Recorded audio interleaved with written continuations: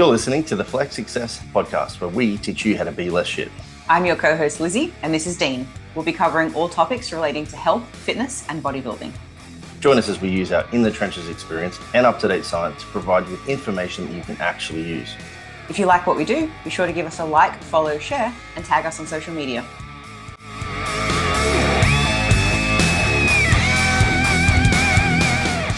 Hey everyone. For those of you that have been keeping up with our social media, you would have seen this week that we are hiring. And God, it's been a bit of a roller coaster, hasn't it, Dean? Oh yeah, it's certainly the most interesting first phase hiring that we've ever been through. Absolutely. So, gosh, we'll give you the brief story. It kind of starts with the fact that we realize there is a faulty human decision-making process where when you like someone, you don't really assess them as critically as you might assess someone you don't know or dislike.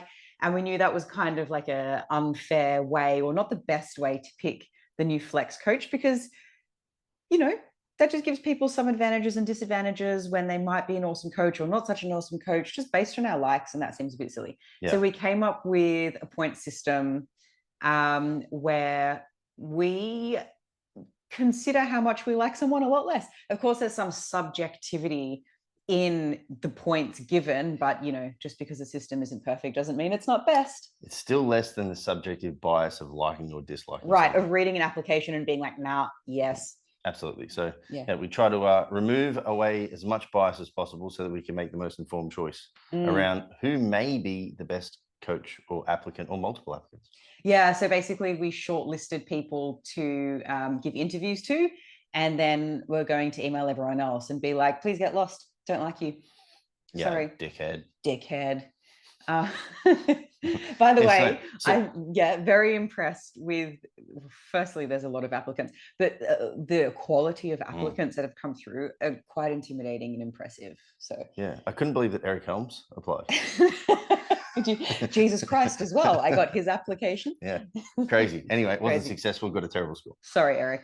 Yeah, no so we shortlisted, and then from the shortlisting of the non-biased, as much as possible, application scheme we set up, we were figuring out, like, okay, the people who scored the highest, will definitely offer them an interview. But then there was some that like scored okay, and we were like, I don't know, should we, shouldn't we? We were trying to figure it out. Yeah.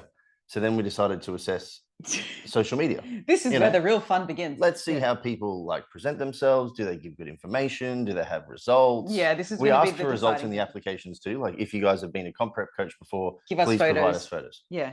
Anyway, a previously expected lovely gentleman named Mark. Let's name and shame. Who cares? What was his last name? Like Lynn or Lynn? Linus. Yeah. Something like that. Linus. Lyingness. Oh my God. Anyway, he scored well.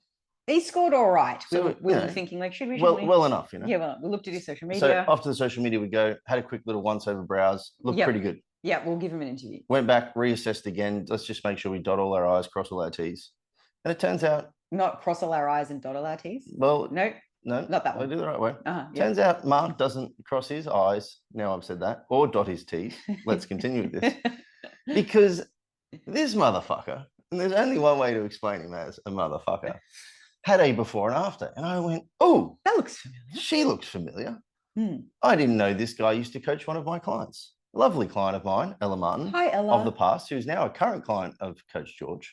Absolutely killing it as always. Yes. Anyway, I clicked on it and thought, oh, maybe he used to coach her back in the day because he had one of her original pictures on there. But the end, he had a picture that I know she sent me.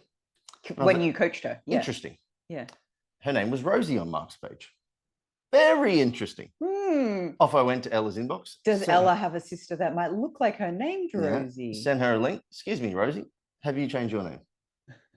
Anyway, that was the night before I woke up to then Ella replying, because we're on different time zones. And she had sent it to a gentleman on Instagram known as Goob_U2, I believe his name is, who is famous in the Instagram world for calling out bullshittery.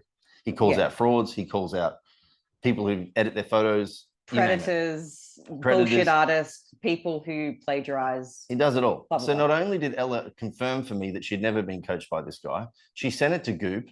Goob then went through his page like he does, found multiple other before and afters that were also not his clients, because apparently you can reverse image search and find out who they are. I didn't know that. Good to know. Yeah. We may hire Goob to go through all of these applicants. Yeah. So watch out. You know, we should probably assess that more closely now that you say know. it. Yeah. Anyway, and yeah, so it turns out this is a common thing for him. And because Goob is so popular, by the time I'd woken up 8 hours later to assess the damage, Mr. Mark Linus had disappeared off Instagram. So anyway, Mark. I feel responsible, but like in a good way. Yeah, I said this to Dave, who I was on a call with this morning. I felt bad for a moment. And then I went, do I really feel bad for somebody's poor behavior? Like, not really. Yeah. If it was a once-off, you might be like, silly choice. But it seems like this was just part of his sales kick. So yeah. Anyway, guys, if you are ever applying for a job with us in the future, if you are going to steal before and afters, maybe delete the ones that are our clients. Yeah, maybe don't use Flex Success clients and apply for a Flex Success job. Actually, one of the pictures that he put up in his application, because you could include 5, wasn't Ella, but it was one of the fraudulent ones that came up from Goob's review of him. Yeah. So if you want to have crazy town. Absolute crazy town. Absolutely nutty. So here we are.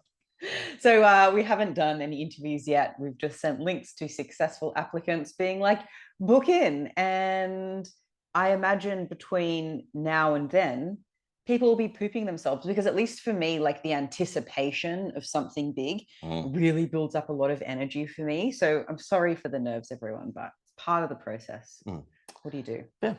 So that's that. That was fun. Yeah. And then you, Dean, so we're recording this a couple, 2 or 3 days, no, 1 day before your guys get on stage for, what is it? For the Nationals. IFBB Nationals. Yeah, fun. I spent last night just confirming everybody's 1 day out peaks. That got me into bed at 1 a.m. Yeah. And then I'll be back up again tonight for the actual show. It kicks off at about 11 p.m. our time. No, that's a lie. They wake up at 11 p.m. our time. Doesn't kick off till like 1 a.m. I think it'll be going through till about 7 a.m. Can I just shout out Dean? Constantly doing all-nighters when these shows are on. And it's not just the night of the show, it's the weeks leading up to it, dealing with people's emotions, different time zones, changes in peaks, adjustments to diets. No bodybuilders are emotional. Motherfuckers. Everyone's just like... the most emotional demographic. Every one of my clients is like, I look awesome, Dean. We're great. Let's continue. Honestly, bodybuilding is like, I'm going to say the gayest sport. It's gayer than theatre. I'm putting it out there. Bodybuilding is gayer than theatre. More emotional, people are more into their looks.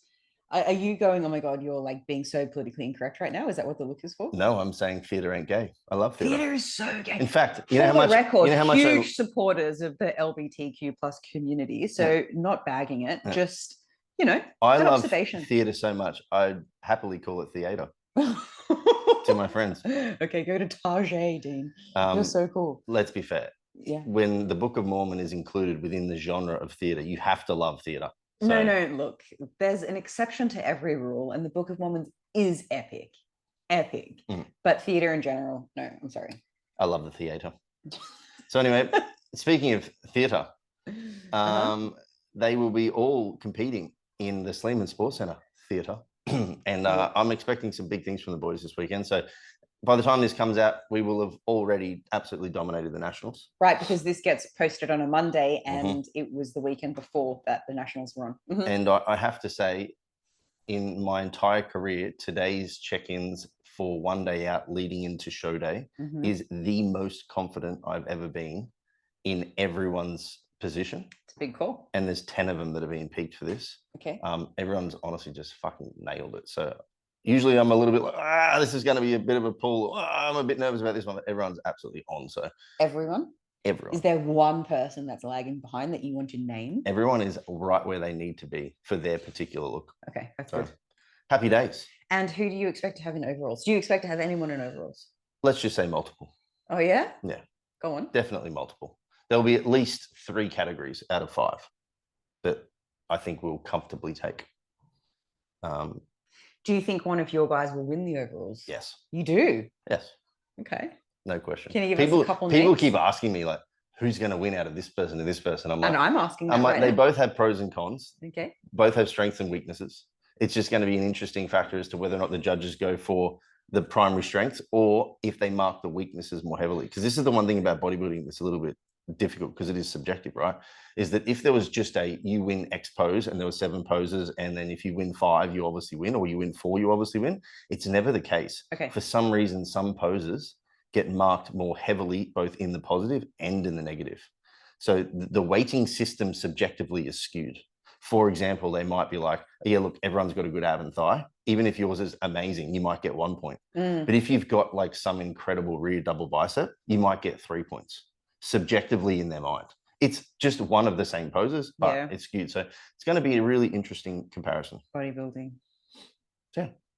Okay, that's exciting. It is. All right, so let's get on to the episode. Today, actually, we are going to replay you an episode from the archives. We're up to 119 now, this current episode.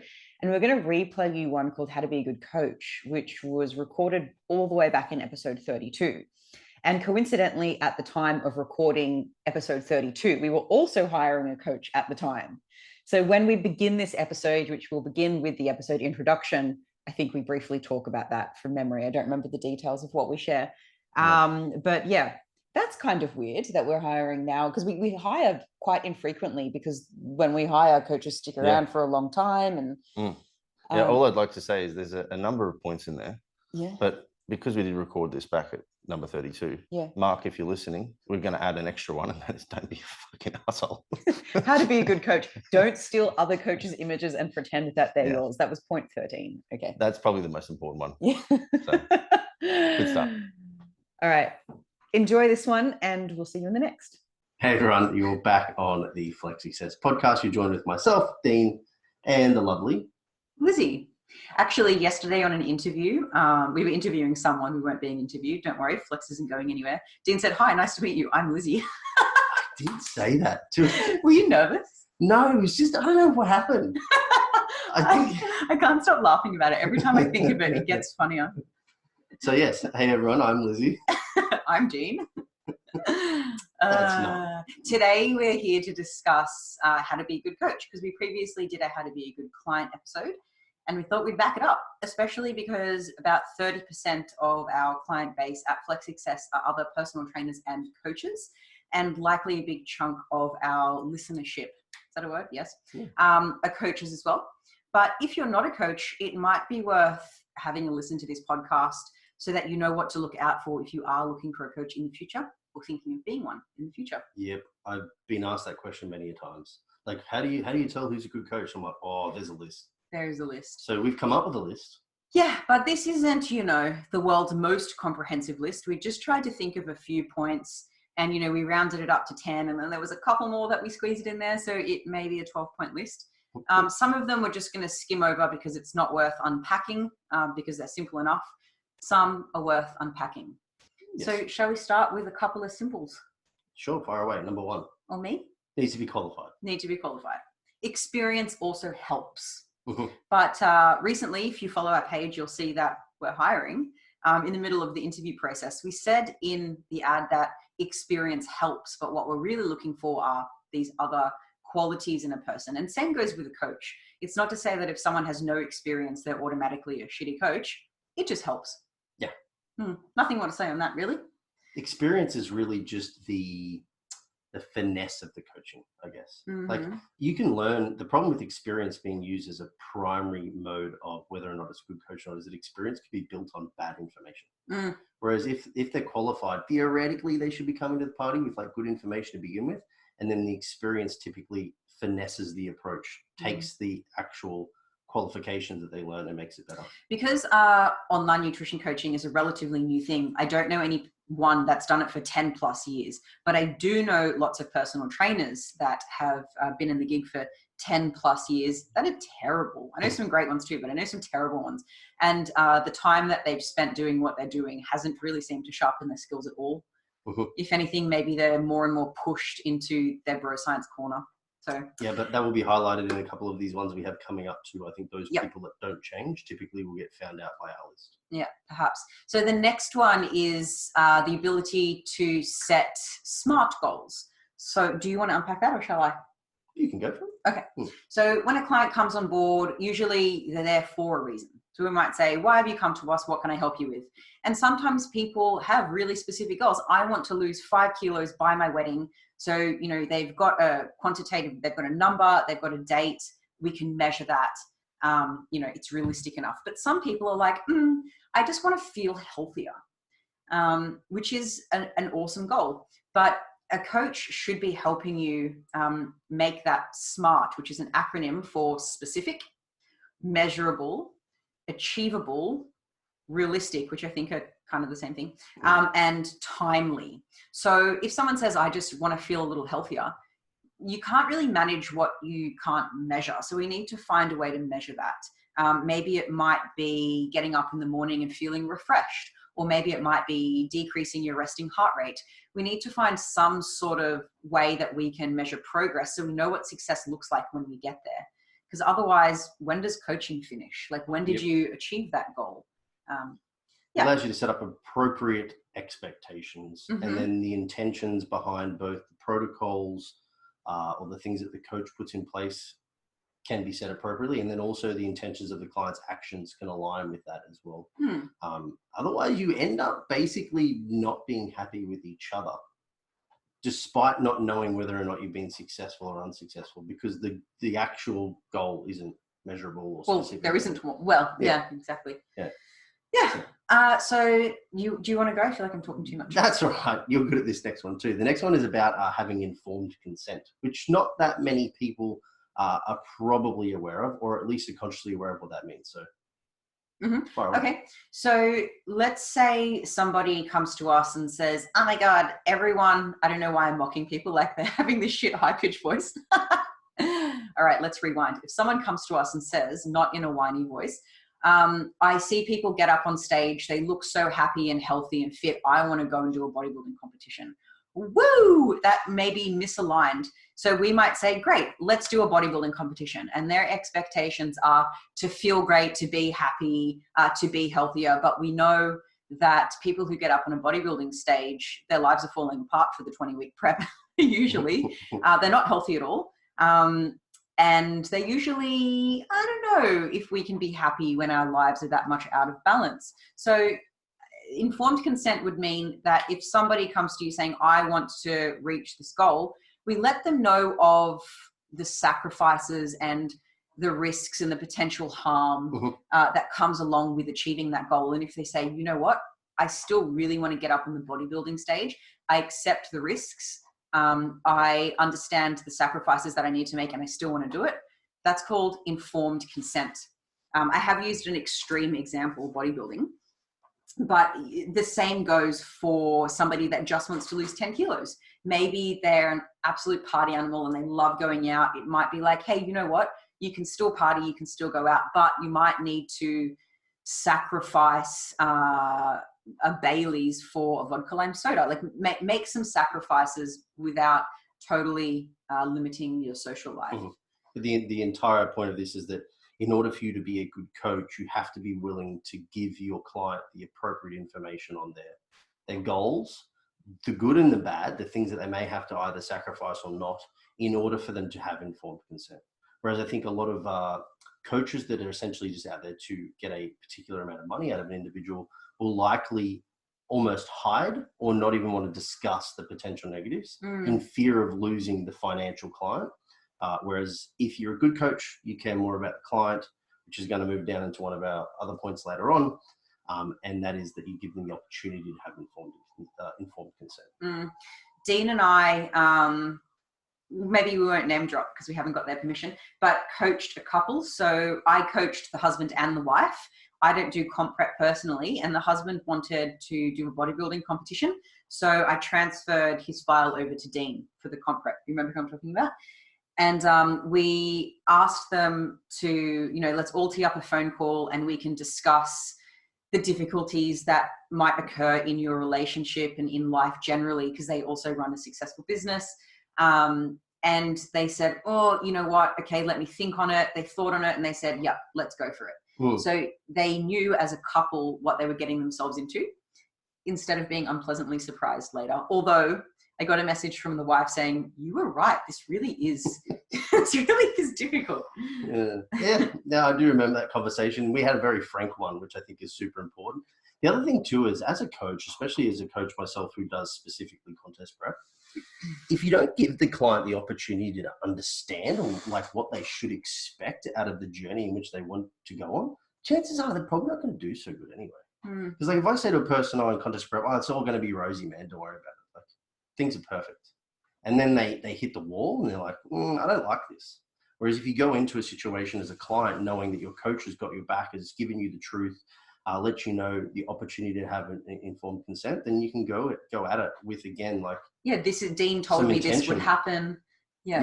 The expectations are appropriately set prior to engaging in the act, which is really important. So the next point is having a client-centric focus.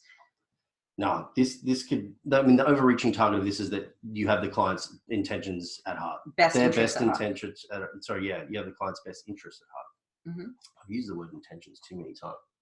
Now I've called myself Lizzy on this podcast too. That's the overreaching concept of this, is that you as a coach are most concerned with your client's best interests. Do you want to give us an example of situations where coaches clearly haven't had the client's best interest at heart? One that I probably see the most consistently is that a client will go to a coach with the intention to get a particular goal. That coach has a very specific way of doing things.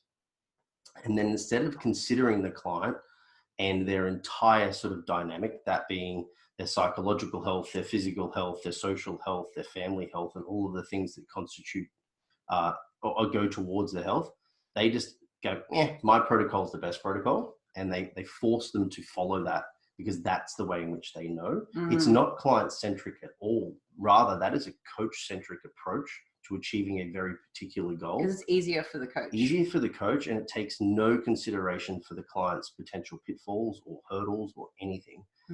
And the problem with not having the ability to be malleable in your protocols as a coach and not having a client-centric focus is that you're only worried about yourself. And by doing that, you end up with clients that do end up in a contest prep, like you mentioned, hating life, not knowing what they got themselves into because they had no idea, because the coach didn't inform them first. For sure. Was it Lyle McDonald? It was, I believe. Yeah, that said, good advice not followed is shit advice. And what we think is meant there is that, sure, you can tell someone what the absolute most optimal plan is, but if it doesn't work for them, it's obviously not going to result in any benefit because they can't follow it for whatever reason. So we want to be making an optimal plan for them, not the optimal plan that everyone should follow. Because everyone has different goals, different limitations. You know, maybe their working hours are quite demanding, or they have a family that requires them to spend, weekends, so they don't have extra time to do extra cardio. So we need to find the optimal plan for the person.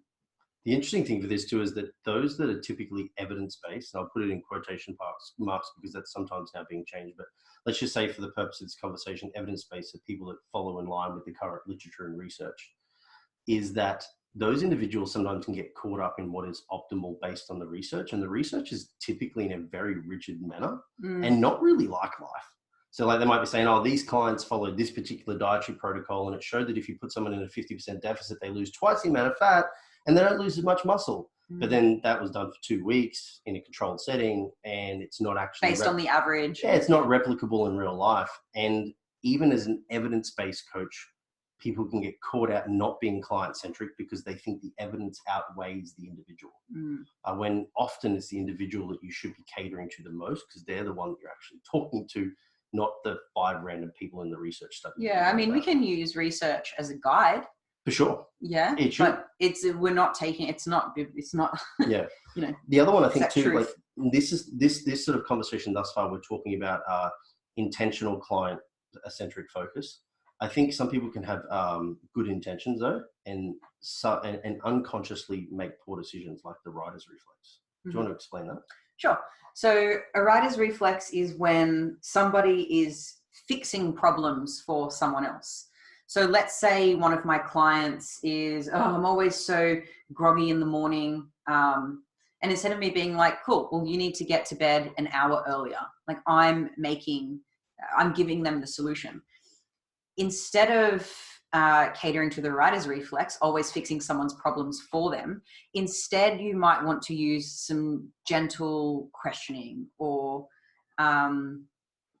Socratic questioning, we could call it. So that's when we're asking the person to reflect. Okay, so you're groggy in the morning. What do you think you could do that would result in you waking up feeling more fresh?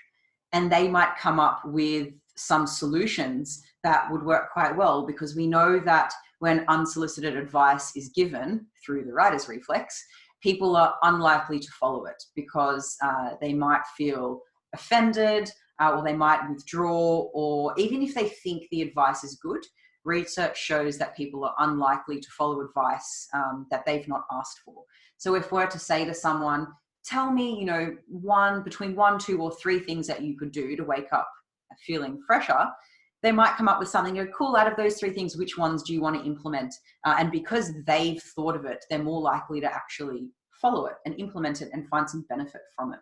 And it also takes the stress off the coach to always feel like they're the problem solver. They always have to have all the answers. That's not actually the case. A lot of the time, the client has the answers. You just have to be able to have the skills to pull it out of them, to create an environment where they feel comfortable and trust you enough to have an open discussion and shoot some ideas. They might have some bad ideas, so might you, but they might also come up with some good ideas too. Yeah, that non-permissive information that nobody really wants to listen to. I had this brought up to myself as a problem, but it was labeled back prior to some of our recent sort of look into the research and the way in which people will talk about this writer's reflex. It was originally introduced to me as me as a personality type being a rescuer. In that my intention is to try and rescue people from what I perceive to be their problems. And here I am giving them all of this advice that I think is fantastic, and like they're going to take this home and it's going to be great. But it was non-permissive information that I was providing them. And those people probably just were like, yeah, cool, man, like good information. But, so you were spending all this energy on people and they weren't really... Yeah, and that's what I meant before, and that it's unconscious or like non-intentional poor coaching, because I think I'm giving them everything they need, when in actual fact, I'm just giving them a bunch of words that they otherwise didn't probably want to hear. And if I was just better at asking more questions and evoking more information out of them, and then and them coming to the solution, like you said before, it's probably one less work for myself. Yeah. I'd be a better listener, and well, I am now, but this is back in the past, and they would also get better results. Yeah. Because we're also inhibiting the client's problem-solving skills when we just give all the answers. And we know they're likely to resist our suggestions. So even though usually people with writer's reflex are the ones that are trying so hard to help, it's not really resulting in that. Yeah. So basically what we're saying is don't help people. They can help themselves. Basically, people can help themselves with gentle guidance. Yes. Yeah. I know. Don't take that as a little snippet for this podcast. Don't take that out of context, you assholes. Go on. The next one is understanding the quality-quantity continuum, is what I called it. And that is that in the instance of one-on-one coaching, where it is you and the individual that you're talking to, understand that as the quantity of clients you take on increases on that continuum, your quality almost certainly will reduce. And a good coach understands what their level of quantity is for their level of quality and how they manage those two. Don't get caught up on chasing dollars. And yes, I said chasing, Liz, without a G. Why do you always drop your G's? Don't know. Queenslander. So if somebody has, maybe they study full-time and they have a family and they're doing online nutrition coaching and they want to spend, let's say they have 10 hours free to give to online nutrition coaching. If you're spending about an hour per client per week, you're capped at 10. Yep. For somebody that's not doing full-time study, you might have 25 hours a week. An hour a client, cap yourself at 25 clients. Maybe you want to spend 2 hours on a client, so your cap is different. Half an hour on a client, your cap is different again. So just figure out kind of what service your clients need from you, how long that's going to take you, and figure it out from there. Because we've seen coaches that started off with awesome services, really good quality services, got a little money hungry, started taking people on instead of just creating a waiting list. And their service quality dropped down. If we really think about it, it benefits the coach financially to keep a cap on their clients and not just take everyone on. Because if their quality stays high, the inquiries keep coming in, they might be able to continually increase their prices. If their quality goes down, so does future inquiries, so does their ability to continue increasing their prices. So really everyone wins. Yep. Yeah. Plus you can sleep at night knowing you're a good person. Unless you're a psychopath. This is true. And you don't really care. Of which a psychopath wouldn't do the next one, which is to be more of a facilitator and not a dictator. That is I was true. going to say less of a dictator. In my role as a contest prep coach, there's certainly a little dictatorship, and I understand where it's important for me to sort of dictate what the client needs to do, because our goals are very time specific and they're also very severe. So don't get us wrong in thinking that nobody should ever be able to dictate some rules and expectations. It's not what we're saying, but rather to be more of a facilitator as a coach as a whole. Yeah, I mean, you can be flexible around the things that you dictate. So it might be like, look, you've hit a plateau in your weight loss. You know, science is dictating, not me, science is dictating that we either need to reduce your caloric intake or increase your expenditure. We can reduce your intake, you know, in these various ways. Which ones would work for you? Or if you choose to increase your expenditure, we can do it in these various ways. Which ones do you think would work best for you? So even within that sort of prescriptive approach of X, Y, and Z, there's still ways to be flexible. Oh yeah, for sure. Yeah. And that's really just coming down to having a respectful partnership. Yeah. Between you and the client. Yeah, definitely. Anything else in that one that's important out of the facilitation concept versus dictatorship?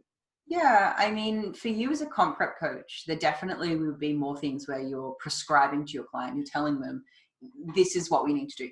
But with less extreme goals, let's say Karen's trying to lose 5 kilos, there's way more flexibility. There's more ways to skin a cat with Karen. I'm laughing because Karen's my mum's name. But we all know a Karen. But she's such a Karen too, isn't she is a Karen. Speak to the supervisor. She doesn't listen to this podcast, so we can knock her out. She's lovely. I call her Marie Barone just to annoy her. That doesn't make her sound lovely at all. People are going to think she's crazy. No, she's great. She's the good crazy. She's a good crazy. Where were we? You were saying how I think you were going to talk about guiding and not following and so on. Right. Because there's more ways to skin a cat. Yeah. So we can kind of figure out what works best for the client and see what are the things that we can adjust. How we'll have a conversation with the client and figure out what can be done, what works best for them, instead of just saying this. You know. Yeah. I mean, that still applies even in my domain, to be perfectly honest. Like, coaching for the purpose of fat loss really isn't that difficult on paper. Like, you know, engage a relative deficit, support it with a relative output, train hard, full stop, repeat. So there's still many ways in which I can set up the day, the week, the training, the food timing, the supplementation, the sleep, the cardio, you name it, to facilitate a better result based on conversations between myself and the client around the ways in which that I can help guide their prep specifically to them as an individual to get the result. And even though it is an extreme example, it's actually a really good example to use, because the extremity of it kind of highlights the poor management from a coaching point of view as to the success of the client. Because if we look at a bodybuilding stage, there might only be like 10% of people that get on stage in what I would classify as the necessary condition to say that that was a successful prep. And that means that 95% of people are failing, or 90% are failing, so to speak. And the failure isn't in that most people can't eat at the deficit necessary to get to that body fat. It's that the process in order to get there was too difficult to manage, or too difficult to adhere to, or whatever it may be. And that's likely going to be a fault of the coach potentially in how they've implemented that. And I think that happens because in contest prep, it is seen to be like, this is hardcore, so I can dictate. And if you don't follow, you're just too weak and not willing enough to do what it's what's required.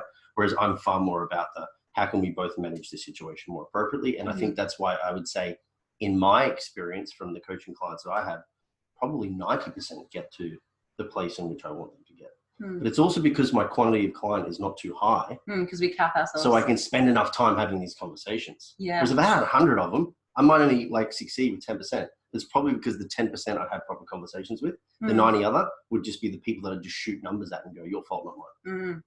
Yeah, absolutely. I think we should probably follow on down the list a little bit to flexibility. So to be a good coach, we need to have some flexibility, which we've just touched on.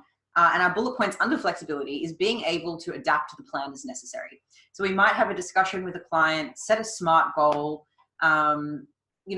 talk to the client about their motivations, set a plan, and for whatever reason, life happens and the plan needs to be adjusted.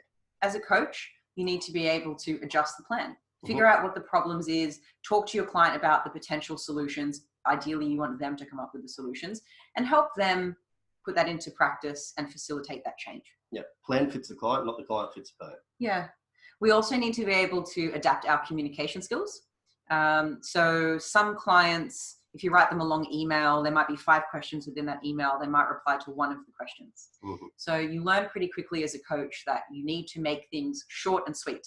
And you might just want to reduce it to the absolute most important things. Maybe there's 5 things you want to ask them, but only 2 are really necessary for the next week. So you want to adapt your communication styles. Or maybe there's clients where you agree on a plan and you kind of, help them come up with some things and they don't really follow it. And you're thinking, what the hell?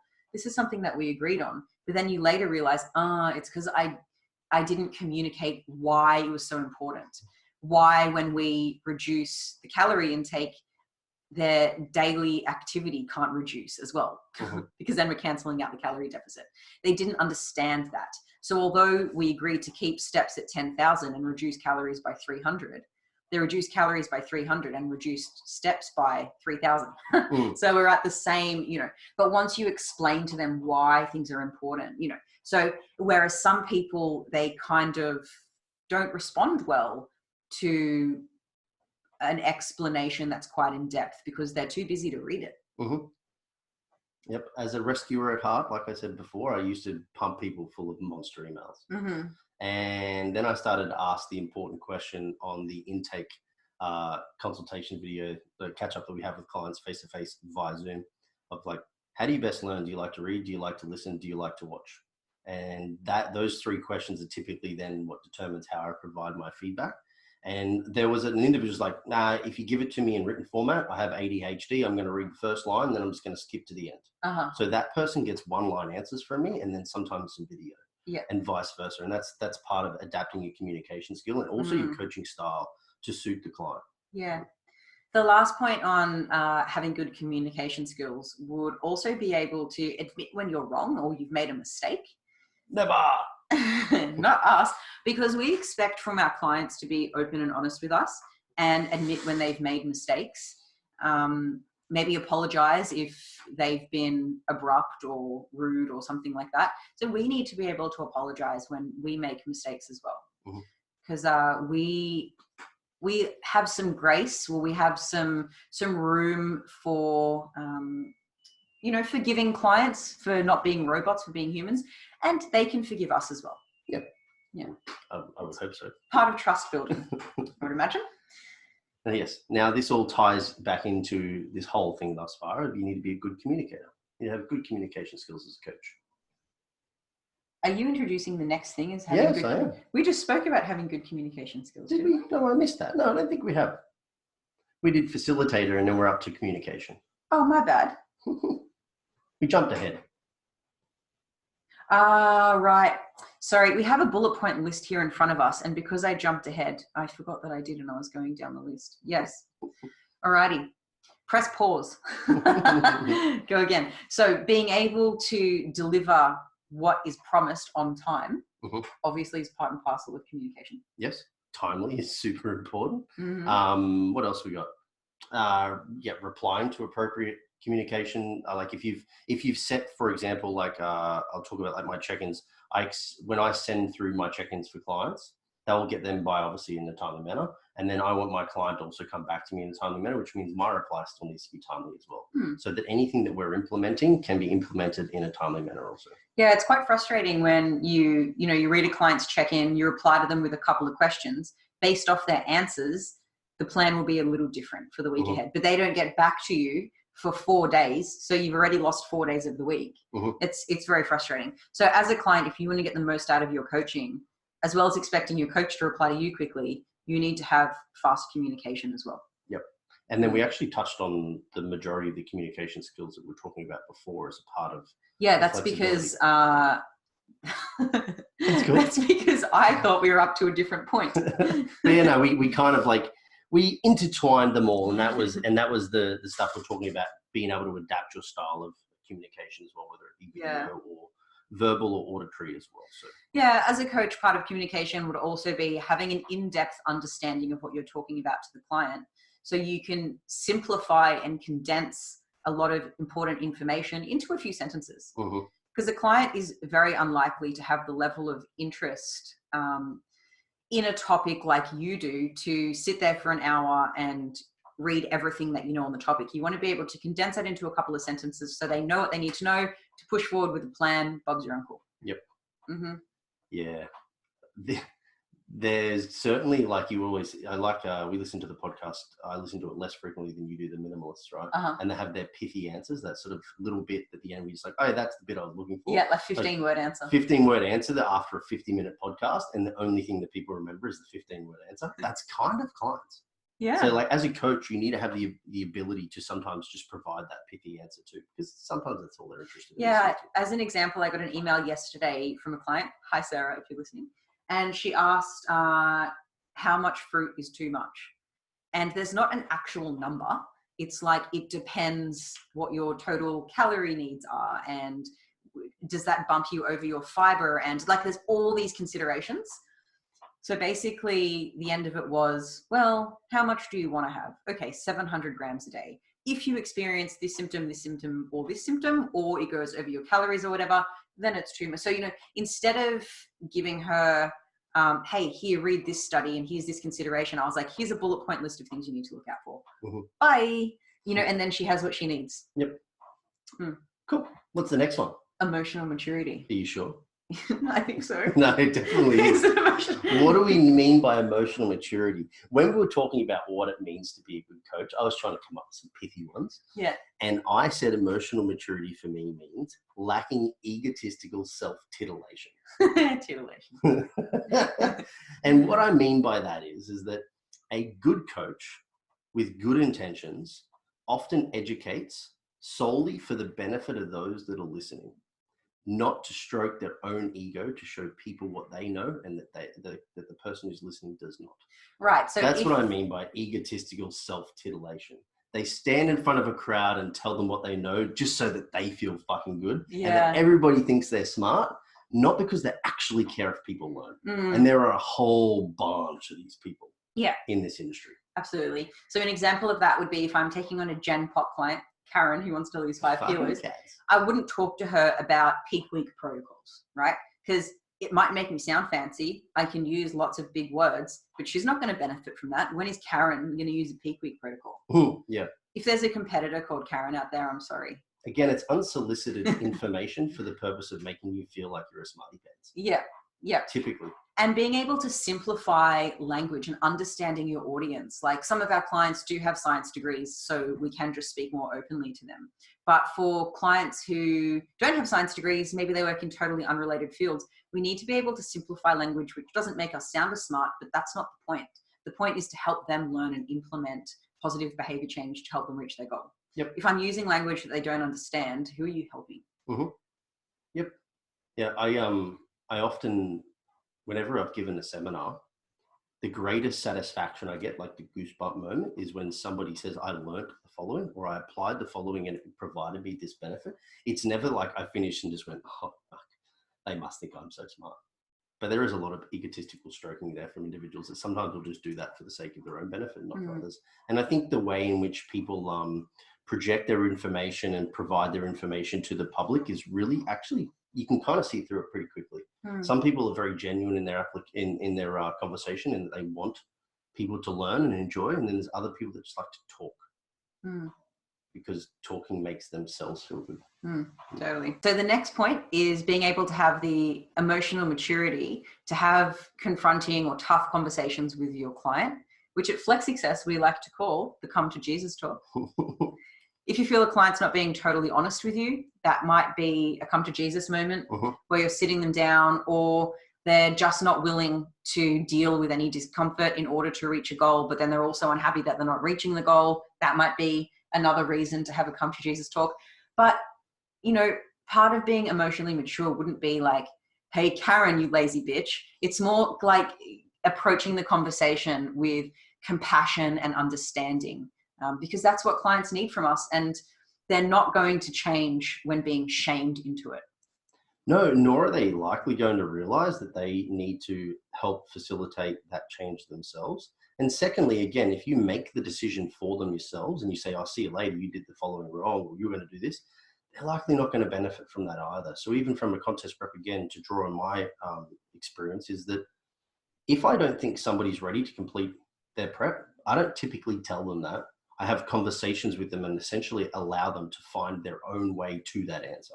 Like, I already know that that's probably the case because a lot of the actions aren't aligning with the supposed intentions. But if they can get there themselves, typically what then happens is there's a sense of relief. They can relax, they can start to implement strategies more appropriately, and then they move in a forward direction. Whereas if I tell them, all they've done is just now felt like they've failed themselves and also potentially me, which just makes the next process way harder to get them back on board again. So again, this is the whole thing, this facilitation of the product, guiding the client, that not of the product of the individual, is so important. And this is all about having really good communication skills. Totally. So we're nearly there. I think we're down to the last two. Being committing to the do no harm concept. Now, when clients come to some coaches who aren't very experienced, haven't reflected on what it means to be a good coach yet, they might think that to be a good coach, you need to get results. And that may be part of it. But if you're helping the client lose 10 kilos, which was their goal, but they were so grumpy when they did it because the rules were so strict that it led to the downfall of their relationship, or they were so tired all the time they fell asleep at the wheel and killed someone, or they were so mentally fatigued that they were shit at their job and they got demoted. Like, we don't want to harm people in the process. We need to be committing to the do no harm concept. If the goal is extreme, of course, there might be some harm to somebody's social connection because they can't eat out as often, but we still need to be reducing the harm, obviously followed by informed consent. So they know what they're up for. Minimize as much harm as possible. I mean, I would hope that this goes without saying, but it doesn't, unfortunately. We do a lot of fix-it jobs at Flex Success where people have come to us like they've been through the wars with other coaches. Like, you wouldn't believe some things other coaches put clients through.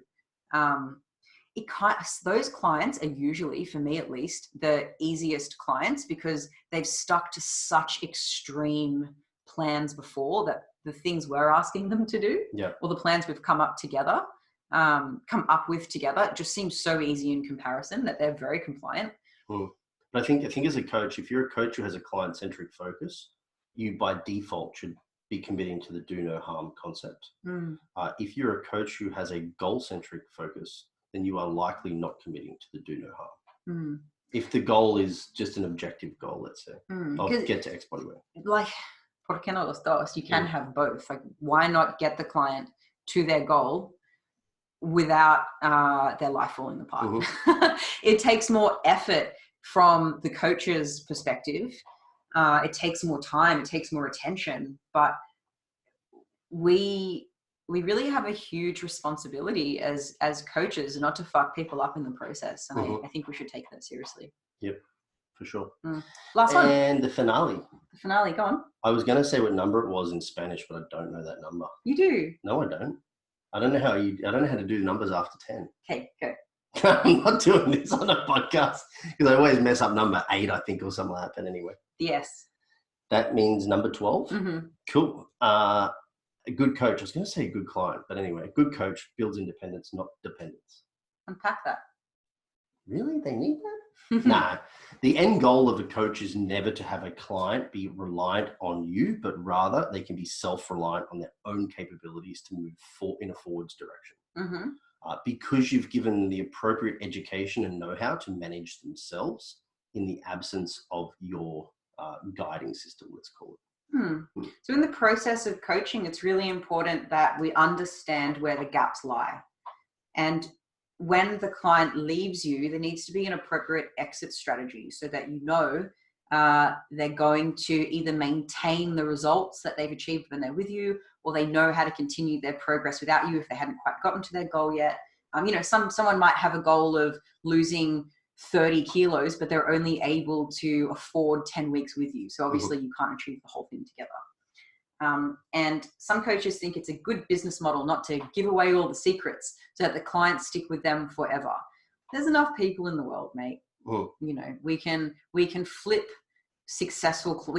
clients that are what's the word I'm looking for? Unconsciously incompetent. Yes, we can flip incompetent clients into competent clients and take on the next one. Yeah, easy. I always feel like whenever I finish to prep with an individual and then they move into doing their own stuff, when they come back to me, I think, I don't think you need me anymore. Because then when we have conversations, most of the time they're like, yep, cool, I'm pretty much on board. I know which direction we're going to take. But really then comp prep for those individuals is because they're emotionally devoid of their own personality. They need somebody to control that emotional harm with some objective decision making when they subjectively are just in the hole. Right. Yeah. But yeah, I always sort of get kicks out of knowing that person is left knowing a lot and could manage it should they want to by themselves. Yeah. And Alan actually has a bunch of clients this year. Talking about Flex Coach Alan, who are he's got a good handful of prep clients that are actually doing their own preps, but essentially just using him on a consultation basis because of what he's taught them in the past, which is just super cool. That is really cool. That's really, really cool.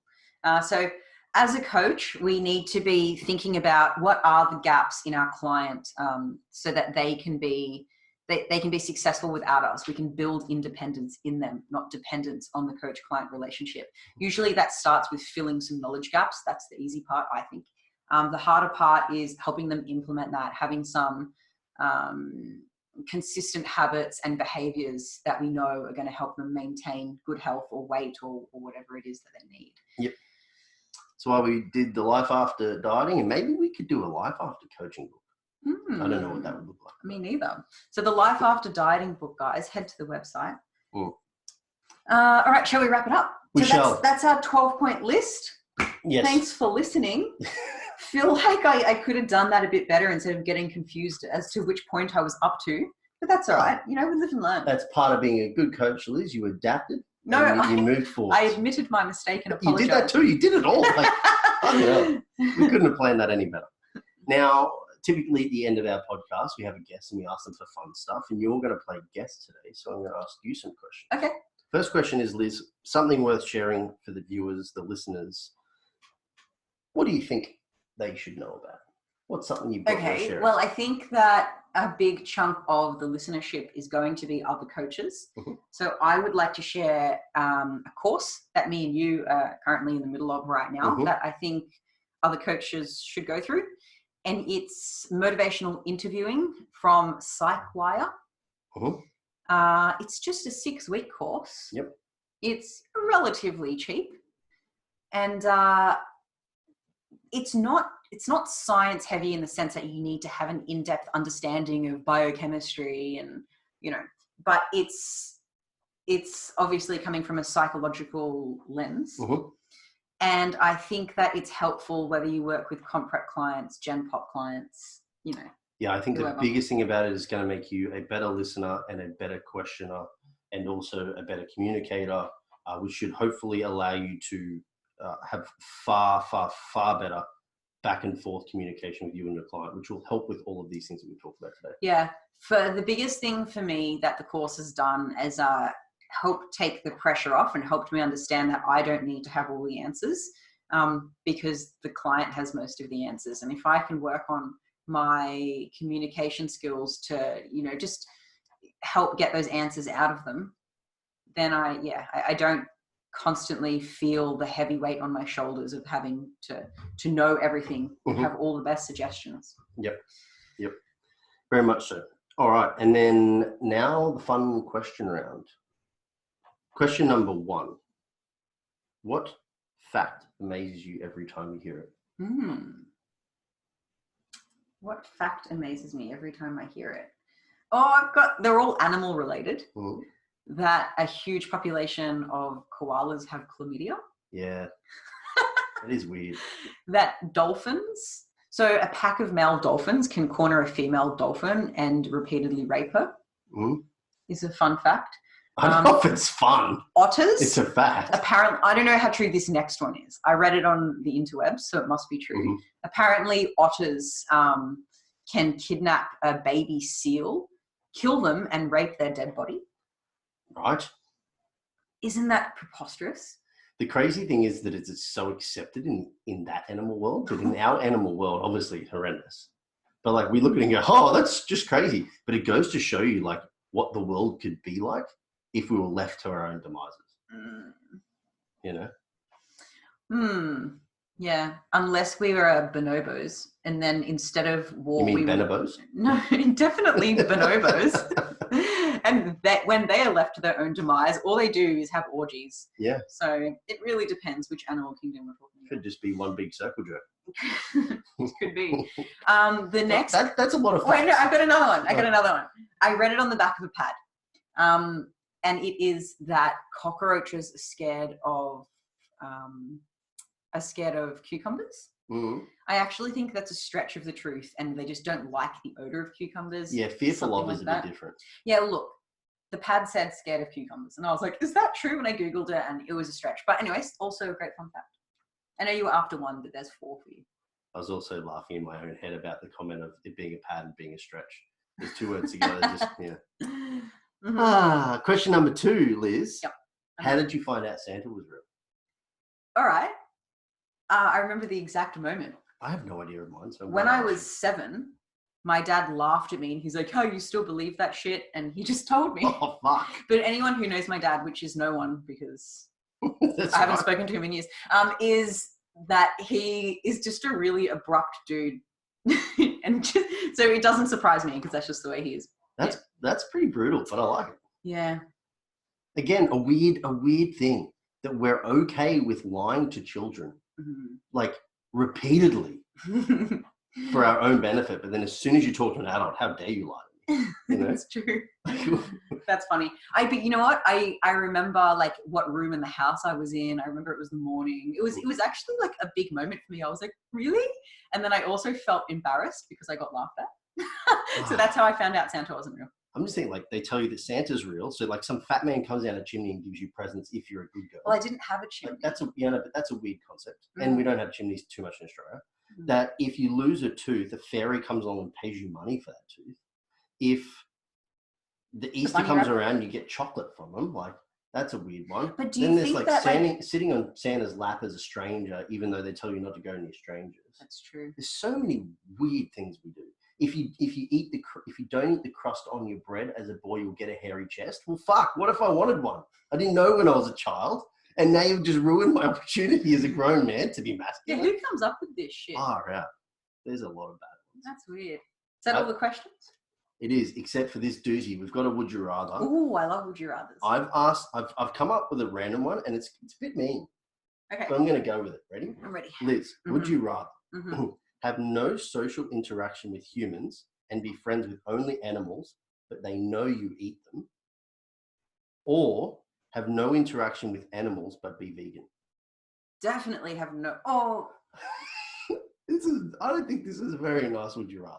I'm proud of my efforts. I came up with this on my own. just back. before this podcast, I've come back from the dog shelter, cleaning poo all day and hugging homeless animals.